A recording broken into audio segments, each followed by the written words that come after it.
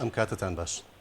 بینەرانی خۆشەویست بە بەرنامەی ئاوەڕ و لێکدانەوە یەکێک لە هەواڵەکان هاتینەوە خزمەتتان بۆ ئەوەی لەسەر یەکێک لە هەواڵەکان شیکردنەوەی بکەین لەگەڵ میوانی بەڕێزمان کە لە ڕێگای تەلەفۆنەوە لە خزمەتیاندا. بۆ ئەم باسەش لەگەڵ کاک ئەنوەر حسێنین مامۆستای زانکۆ و ڕۆژنامەوان کە لە ڕێگای تەلەفۆنەوە پەیوەندیمان هەیە لەگەڵانە. کاک ئەنوەر بەخێر بێ بۆ بەرنامەی ئاوەڕ. زۆر سپاس بۆ تەلەڤیزیۆنی ڕۆژهەڵات. بینەرانی عزیز هەروە جۆرەی کە ئاگادارن دوێنێ ینی هەشتی مانگی هەشتی زاینی یان حەڤدەی مۆرداد بە تەقویمی ئێران لەلایەن کۆماری ئیسلامیەوە بە ناوی ڕۆژی هەواڵنێر دیاری کراوە و بڕێک ڕێوڕەسم و بابەتی تایبەت بەم ڕۆژە لە ئێرانە لایەن دەستگا حکوومیەکانەوە بەڕێوە چێت و جاروباریش ڕۆژنەماوانان یان هەواڵنێران داوەتەکەن بۆ ڕێوڕەسمێکی تایبەت. بەڵام بڕێک ڕوودا و پێش دێت لە ئێراندا کە جێگای سرنجە و حەزمان کرد لەسەر و بابەتە باس بکەین. بۆ وێنە لە لایەن زۆربەی ڕێکخراوە ناحکومیە نێودەوڵەتیەکان ئێران وەکو گەورەترین زیندان بۆ ڕۆژنامەوانان دیاری کراوە یان لەلایەن دەستگاکانی مافی مرۆڤەوە ئێران بەو شێوە ناسراوە کە زۆرترین پێشێلکاری لە بەشی کاری سیاسی و بەتایبەتی ڕۆژنەمەوانی ڕووەدات. بەڵام بەو شێوازەی کە ئێمە ئەیبینین و لە دنیادا باسیەکەن میدیاکار و بەتایبەتی هەواڵنێرەکان پلەیەکی تایبەتیان هەیە بەتایبەتی لە کاری ڕۆژنامەوانیدا بۆیە لەسەری تۆزێک باسەکەین. کاک ئەنوەر ئەگەر وەکو سەرەتا باسێک لەسەرەوە بکەین بزانین هەواڵنێر ئەتوانێت چ ڕۆڵێک ببینێت لە کۆمەلگادا بۆ بەرەو پێشبردنەوەی ئاستی زانیاری لە خەڵکدا ئەتوانێت چۆن ئاماژەی پێ بکەیت؟ زۆر ڕاستە وەڵا لە ڕاستیە هەواڵێر یان میدیاکار یان هەواڵنێر کە بەشێکە لە کۆی سیستەمی میدیاییە بەشێکە لە ناو ئەو پێکاتێکی پێوتێ دەستگای ڕاگەیاندن ڕۆڵی گرنگی هەیە لەوەی کە بتوانێت نوێنەرایەتی شەقام کاوە پردی پەیوەندی نێوان شەقام و دەسەڵات بێ و ئەوەی کە ڕووەدا بە ڕاستگۆییەوە بەبێ ڕوتوشکردن و بەبێ دەستکاریکردن بیگوێزێتەوە و بتوانێت نوێنەرایەتی خەڵک کاوە بتوانێت پشتیوانی لە هەموو ئەو دەنگانە بکا کە کەب کراون و بتوانێت هەموو ئەتراسی ناوەزایەتیانی کە لە ناو کۆمەلگایە بگوێزێتەوە خەتە سەر ڕووپەڕی ڕۆژنامەکان و لە هەمان کاتا هەواڵنێر تا ڕادەیەکی زۆرە بێ لایەن بێ وادێ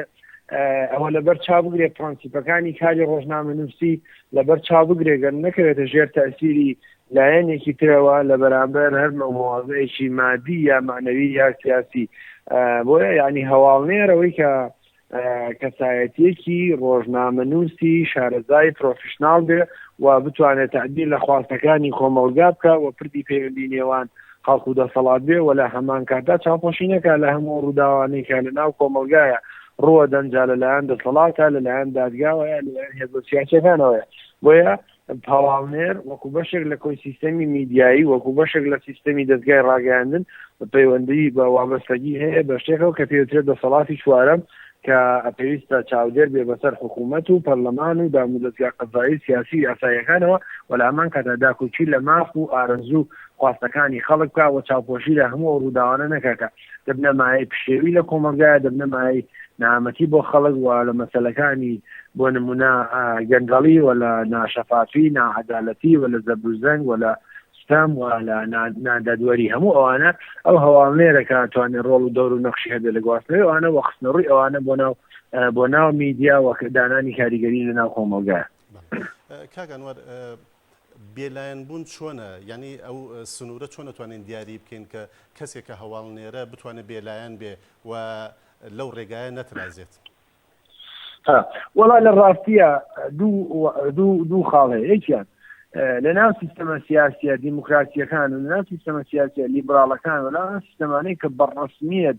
ماسی کاری ڕۆژنامەنووسیان ڕاگەیاندووە و ئازادی چاپەمەنی ئازادی عەقیدە و بەیانیان بەڕەسمی لە دەستورە لە یاسای چاپەمەنیە لە ناو یاساکانی تایبەتە بە بواری ڕاگەیاندن و عەقیدە و بەیان و چاپکردن و بڵاوکردنەوە ڕاگەیاندووە بە بۆچووری من پەیامنێرەکانیان تا ڕادەیەکی زۆر فریلانس و بێلایەنی بوون بەو مانایی کاتێکە هەواڵێک بڵاو بێتەوە و تۆ ئەو هەواڵە ڕووماڵکەی بەڵام هەندێک جار لەگەڵ میزاتی شەخصی تۆ یان لەگەڵ هەستی نیشتیمانی نەتەوەی ئاینی تۆ ناگونجێ ڕەنگە بەدڵم نەبێ بەڵام تۆ پێویستە وەکو خۆی مامەڵێ لەگەڵ پێی بۆ نمونە پامنێرێک لە کوردستانی عێراق کاتێک کە شەڕی نێوان تورکیا و پارتی کرێکارانی کوردستانە بێ پێویستە ئەم هەواڵنێرە بێلایەن بێ لە مۆزوعە نەک لەبەرەوەی کووردە تەییدی سیاسەتەکانی پارتی کرێکارانی کوردستان کە یاگە ڕۆژنامەیەکی تورک دێ لەبەرەوەی تەییدی سیاسەتەکانی تورکەکە جاگوێی لەوە نیە کامێ حەقەیە کامەی نەحەقە کامە دەست پێشکارە لە شەڕوە کامە زەرمەندی یەکەمە یا کامە قوربانی و کامە جەلادە ینی بە بۆچوونی من ئەوە دیوێکی مۆزوعەکەی وەلا ئەمە هەموو دنیا ڕاستەوە ئەمە بە شکلێکی جدی لە وڵاتە یەکگرتوەکانی ئەمریکا ئەوروپاوانە تا ڕێگەی زۆر ئەم بێلایەنەی بەرچاوەکرێ هەتا دین بە وڵاتانی خۆرهەڵاتی ناوەڕاست ئەو بێلایەنەی کەمترە بێتەوە ئەو یەکێکی ئەوە خاڵێکی زۆر گرنگە دووهەم بەداخەوە لە هەر شوێنێک کە میدیای ئازاد نییە لە هەر شوێنێک کە میدیای سەربەخۆ نیە کە میدیای ئەهلی نیە میدیایەکی نادەوڵەتی نیە ئۆتۆماتیکی ئەم هەواڵنێرە و ئەم میدیایە بێلایەن نامێنێ و نابێ بێلایەن بەشێکە بێ لە سیستەم بەشێکە بێ لە دەوڵەت بەشێکە بێ لە هەموو ئەو کار سیاسیانی هەموو جوگە سیاسیانی کە بەدەست دەوڵەتەوە ئەوەی کە کۆماری سیانی ئێران ئێمە ئێستا بۆ نمونە میدیایەکی ئازاد و ئەهلی نابینین لەبەرەوە هەواڵنێرەکانی تا ڕادیۆکی زۆر ناکرێ بڵێن بێلایەنن لەگەڵەوەشە هەندێک لە میدیاکان دەور ناخیان هەیە تەرسیریان هەیە بەڵام بۆی کە بکرێ هەواڵنێرێک میدیایەک بڵێن بێلایەنە یا بێلایەنانە ماوەڵاکە نابێ میدیای دەوڵەتی بێ و تەنانەت لە هەرێمی کوردستانیش میدیای ئەهلی و ئەوانە میدیای بێلایەن هەیە بەڵام میدیای حیزبیەکان ناکرێتەوە بڵێ ئەم میدیایە بێلایەنە ئەمە میدیای حیزبی ئاڕاستە حیزبێکە وەکو بۆ نمونە ڕۆژهەڵات تیڤی وێنەرایەتی سیاسەت و تەوجیهاتی کۆمەڵی شۆڕژیەوەکە لەبەرەوە ڕاستە و تا ڕادێکی زۆریش ئەمە تەبیعیە ئەگەر بکرێ وێنەرایەتی سیاسەتێک ئایدۆلۆژیایەکە بەڵام دیس خۆی لە ئەلو لە خسمەتان بەڵێ کاگەنوەر ئایا بەپێ ئەو شێوازێکەوە باسیەکەن هەواڵنێر ئەو تا ئەو ڕادیەتوانێت کاریگەری هەبێ لە کۆمەلگادا تا چه ڕادێکەتوانێت چاواشەی ڕاستی بکات بەڵێ بێگومانەتوانێت ئەگەر لایەنی سیاسی ئەگەر حکوومەت بەشێک بێت لە چاواشەکاری بەشێک بێت لە سیستەمی ناواقعی ناداداری و ناعەدالەتی ناشەفافی میدیاش دەتوانێت ڕۆڵی گرنگی هەبێ لە داپۆشینی ئەوانە بۆ نمونە لە وڵاتێکە کە عقیدە و بەیان نییە ئازادی چاپەمەنی نییە میدیا ڕۆڵی چییە میدیا یەکێک لە ئەرکە چاواشەکاریەکانی دەستویەکە داپۆشینی ئەو ناعەدالەتی و ستەمگەریەکە لە کۆمەلگایە هەیە بەمانایەوەیە ڕۆڵی نێگەتیڤیشی هەبێ ینی بە بۆچوونی منەوەیە کە میدیا چۆن نەتوانێت ڕۆڵی پۆزیتیڤی هەبێ بە هەمان شێوە دەتوانێت ڕۆڵی نێگەتیڤی هەبێ چۆن نەتوانێت ڕۆڵی هەبێ لە وشارکردنەوەی کۆمەلگا لە هەمان شێوە دەتوانێت ڕۆڵی هەبێ لە گێلکردنی کۆمەلگایە بە تایبەتی لە هەر شوێنێک ئازادی دیموکراسی و کاری ڕاگەیاندن ئازادانە دەستەبەر نەکرێ بۆ هەواڵنێر ڕۆژنامەنووس بێگومان میدیا ئەو ڕۆڵەیە بێ کە هەوڵی گێلکردنی کۆمەلگادا کە هەوڵی داپۆشینی ناشرینیەکانی سیستەمی سیاسیەدا و هەوڵی بەلاوردەدابردنی کۆمەلگادا و دەبێتە بەشێک لە سیستەمی سیاسی داپلۆسێنەر بە سیستەمی ناعەدالەت ناشەفاف و گەندەڵ و هەمووانەوە بۆ زۆریشمان بینیوە ینی بۆ لە زۆربەی وڵاتانی خۆرهەڵاتی ناوەڕاستان میدیا ئەم ڕۆڵا بینێ ئێمە شایەتی ئەوەی لەسەردەمی باسە لە سووریای ڕابردوو و لە بەشێکی زۆری منتەقەکە میدیا ئەمەکەی بینیوە میدیا نەتوانیوە نوێنەرایەتی داخوازیەکانی خەڵکە هەر کاتێ میدیا ناتوانێت نوێنەرایەتیەکانی داخوازی خەڵکە هەر کاتێ میدیا ناتوانێت حقیقەت و ڕازگویانە و هەواڵەکان وەکو خۆی بگەێنێ و ناتوانێت دیفاع لە مافی کرێکاران زەحمەت کێشان ژنان و خەڵکی بەژمێنەتی وڵاتە بکە ئۆتۆماتیکی و میدیایەکی درۆزنانەیە میدیایەک چاواشەکارانەیە و میدیایەکە ناکرێ بڵێ ئەو میدیایەکی ڕازگۆیەوە بێگومان بێ بەشێک لە سیستەمی سیاسی بێ بەشێک لە زیاتر بەشێک لە پشتیوانی لە خەڵک لە پشتیوانی لە مافەکانی خەڵک بەعکسەوە هەوڵی گێلکردنی خەڵکەدا هەوڵێوەدا کە نموزەجی سیاسی سیستەمی سیاسی ئەو وڵاتە لە کاتێکە خۆی تۆتالیتار و ئیستیبداد و ناشەفاف و ناعەدالەت و گەندەڵە ئەوێ بە خەڵکی نیشاندا ئەوە نمونەیەکی جوانی سیستەمی سیاسی ئەوە بەشێکە لە چاواشەکاری وەڵکاتر لە شوێنێکە ناتوانێت حقیقت دەنگی حقیقت بگێنێ بە بۆچوونی من هەواڵنێر و میدیاکە بەشێک لەو سیستەمە چاواشەکارە کاگەنوەر وەز و دۆخی ئێستای هەرێمی کوردستان هەمومان لە بەرچاومانەوە ئەزانین لە چه حاڵەتێکی هەستیاردایە هەواڵنێران ئەتوانن چه ڕۆڵێک ببینن لەوەی کە ئەم وڵاتە دۆخی ئاسایش و ئەمنی خۆی بپارێزێت ئەتوانن چۆن گرنگی ئەم مەوزوع بخەنە بەرچاو بە بۆچوونی من لێرە بەداخەوە بەشێکی زۆری میدیاکانی ئێمە بەرپرسیارانە مامەڵە ناکەن ینی لێرە بمانێ نەمانێ ڕاگەیاندنی ئازاد میدیای ئازاد یاسای ژمارە 35 ساڵی 2010 کاری ڕۆژنامەنووسیە کە ڕێگایدا بە ڕۆژنامەنووس ئازاد بێ و کارتە ئەمە زۆر گرنگە و لەگەڵ ئەوەش بۆ نمونە ڕۆژنامەنووس لە هەرێمی کوردستانە بێکێشە نییە و ناکرێت بڵێن میدیاکارانی هەرێمی کوردستان هەمویان وەک یەکن بۆ نمونە ئێمە شاید دیێن چ لە شەڕی داعش چ لە ڕووداوەکانی ئەم دوای شەڕی نێوان پارتیکرێکەکانی کوردستان و حکوومەتی دووچ لە ڕووداوەکانی کێلەشێنی نێوان حزبی دیموکراتی کوردستانی ئێرانی پارتیکرێکەکانی کوردستان چ لە مەسەلەی دەستور چ لە پەیوەندی خراپەکانی نێوان هەرێمی کوردستان وێرە بەشێکی لە ڕۆژنامەنووسانی میدیاکارانی ئێمە هەم بێلایەن نین و هەم ڕەواز پیاکەن بۆ سیاسەتێک کە خۆیان لە پشتیانەیە بۆ ئیدۆلۆژیایە کە خۆیان لە پشتیانەوە بۆ مەرانی سیاسیە لانی کەم بۆ سەد قسەحەبی بۆی کە چۆن ڕۆژنامەکەی بفرۆشێ بۆی چۆن کەناڵەکەی پڕبینەر و بیسەر بێ لەبەرەوە زۆر جارە بینی هەندێک لە ڕووداوەکان بڵاوە کاتەوە کە واقعینین لە کاتێکا بەپێی پەیماننامەی شەرەفی فیدراسیۆنی ڕۆژنامەنووسانی نێودەوڵەتی ساڵی 1954 ساڵی 1986 تعدیل کراوەتەوە ئەڵێ ئەگەر هەواڵێک زانیاریەکت دەرس زانیت کاریگەری خراپیە بێ لەسەر کۆمەڵگا نابێ بڵاویکەیتەوە بەداخەوە لێرە بەشێکی زۆری ئەو هەواڵانی کە بڵاوکردنەوە کاریگەری نێگەتیڤ دانێ لەسەر کۆمەڵگا بۆ نمونە کەناڵێک گەڵە داعش گەیشتە فلانە شوێن و گەشتە فلانە شوێن و لە فلانە شوێنە کاریگەری سلبی نێگەتیڤ دانێ لەسەر ڕۆژی خەڵک کاتێک کە تۆ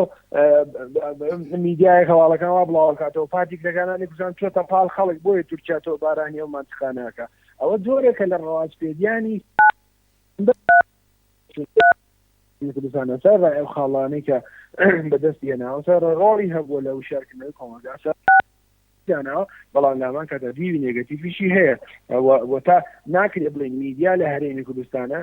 میدیا لە هەرێمی کوردستانە دابەش بۆ بەسەر چەند جۆر لە میدیای ئەهلی میدیای حیزبی لەناو میدیای حیزبیشان میدیای حزبی ناسیۆنالیزم میدیای حزبی لیبرال و نازانم سۆسیال دیموکرات و حزبی ئیسلامی ئەوانە هەر یەکە بەپێی ئەرمان و ئامانجی خۆی کۆمەلگا ئاراستاکە کە بە بۆچوونی من دیسانیەوە واقعی نییە بەڵکو خەڵک بۆ نمونە پێویستی بەوەیە بزانێ ئازادی هەبێ ئازادی بۆ فراهم کرێت دەسەڵاتی سیاسی چیەکە مەسەلەی گەندەڵەکان قسە لەسەرکە عەدالەتی کۆمەڵایەتی قسە لەسەرکە و هەموو مەسەلانە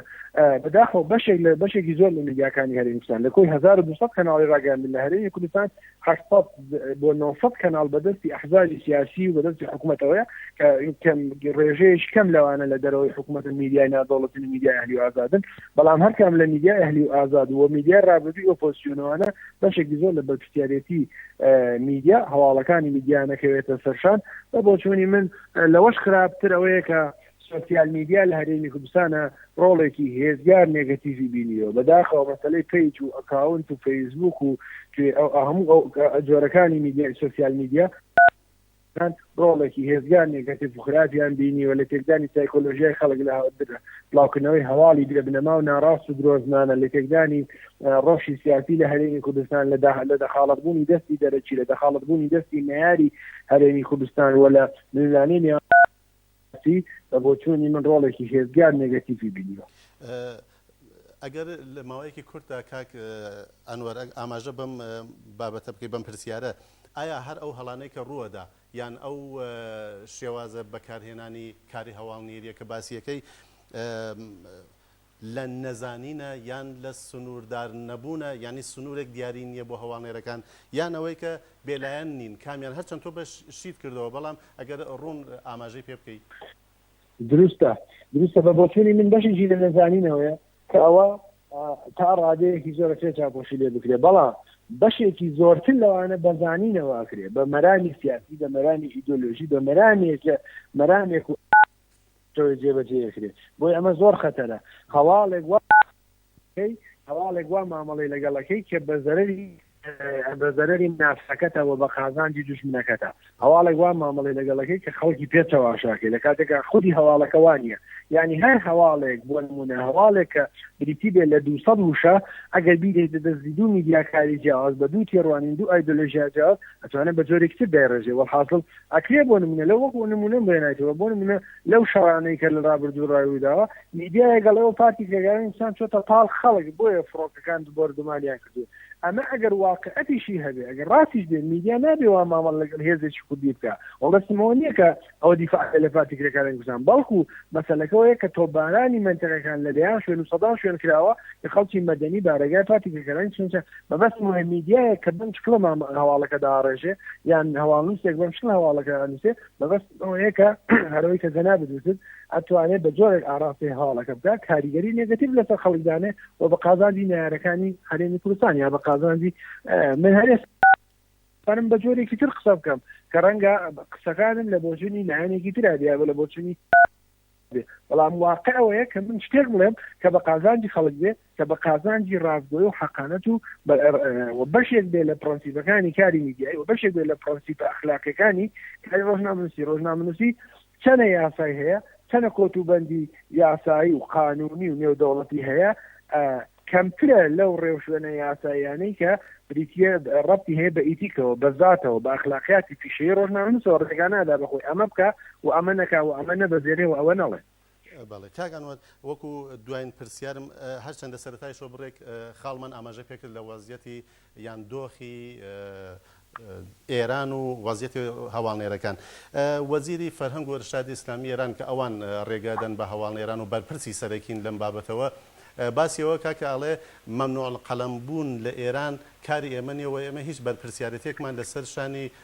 نییە لەو بابەتەوە و ئەمە کاری دەستگای قەزاییە ئایان دەستگای قەزایی تا چ ڕادێک دەتوانێت دەست باتە نێو کاری هەواڵنێرانەوە بەبۆچوونی من مەسەلەکە ئەوە نییەوە ڕەبتی هەیە بە وەزارەتی ئیرشاد یا بە دادگا و بە ئەنجومەنی قەزاوە ڕەبتی هەیە بە یەکەم کۆی سیستەمە سیاسەکە لە وڵاتەیە دووهەم ڕەبتی هەیە بەوەی کە ئایا یاسای کاری ڕۆژنامەنووسی یاسای چاپەمبنی چەندە ڕێگای داوە بە خەڵک قسە بکە بۆچوونی من لە هەردوو ئەم مۆزوعەیە کۆماری ئیسلامی ئێران دەستی ئاوەڵانیە و هیچ میدیایەکی نادەوڵەتی نبینین لە ئێرانە کە بتوانێت ئازادانە ڕابۆچوونی خەڵک قتاوی بکە و بتوانێت هەموو شتێک بڵێ ڕاستە ڕێگایەک دەربیجەیەکی بچووک هەیە بۆ قسەکردن بەڵامەوە نەبۆتەوەی کە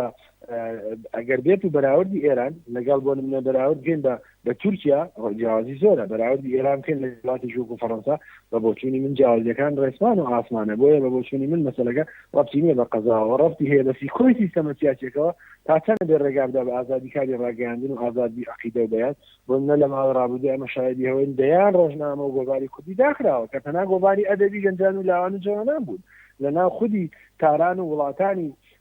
شارەکانی تر بە سەدان ڕۆژنامە و میدیا داخراون کە ئەوە سەر بە باڵی ڕیفۆرمن ئەوە سەر بە باڵی فلان ئەوانە لە کاتێکە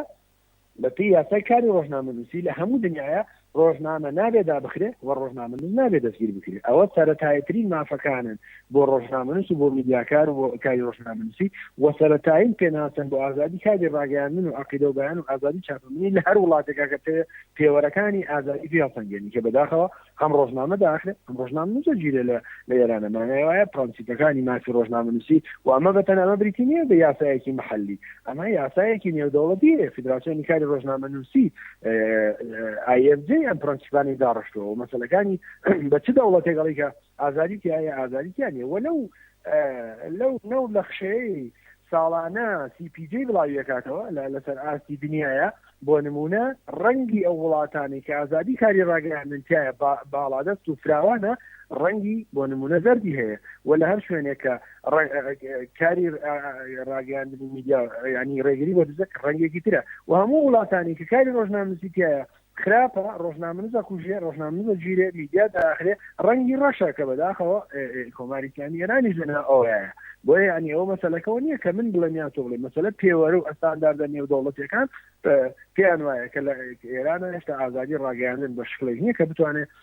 لە ناو سیستەمە سیاسی دیموکراتیەکانی ئازادی ڕاگەیاندن و عەقیدە و بەیان تێبێتەوە بۆ بۆچوونی من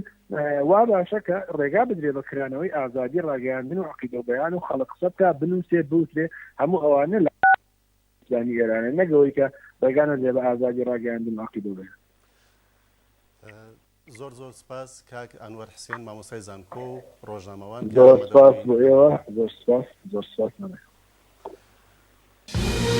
پێویست بۆ ئەوەی کە هەتا ئەم کاتەوە هەتا کۆتایی بەرنامەکە لەگەڵمان بوون زۆر سپاس و هەتا کاتێکی دیکە کاتتان خۆش